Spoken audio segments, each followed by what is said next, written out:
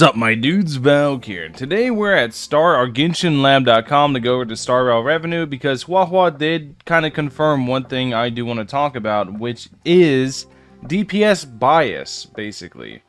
You can see here, Fu Xuan, Kafka, Luocha, and Huohuo are the lowest selling characters of all time. I imagine Huohuo is going to be around Luocha whenever she finishes because right now she's only on banner day 8. She's probably going to pass Luocha, but right now she's on par, basically on par with Luocha's projections. So, let's go ahead, let's talk about DPS bias.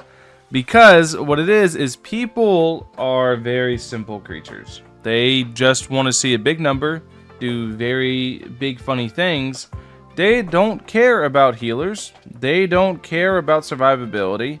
They don't care about stuff like that. They just want to see things that are going to improve how big their number is, which I think is going to backfire for a lot of people. I think a lot of people are going to end up eventually regretting not summoning for these characters, but it is interesting to see exactly how the community plays out and how things play out, because people have biases towards certain things, and basically makes it so just damage is king, is essentially what it is.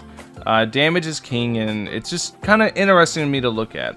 So now here I actually brought up which is a much better thing to look at, because this shows the day by day. This shows basically how people perform from beginning to end. It's actually pretty interesting to watch if you watch it from the beginning, but we will in a second. Because Huohuo stops right here. This is where Huohuo was at, banner day 8. This is all they have to. So you can see Seal is easily number 1, Silverwolf's easily number 2, and then it kind of gets muddied in the water by Denhang, Jingyuan, Topaz, Jinglu, Blade, etc. And this is a good bit different from Genshin, whereas if you look in Genshin, it's mostly just who people's favorite characters are, is mostly who tends to be at the very top. But for Star Rail, you can see it's definitely just damage. People just want big PP damage all the way through.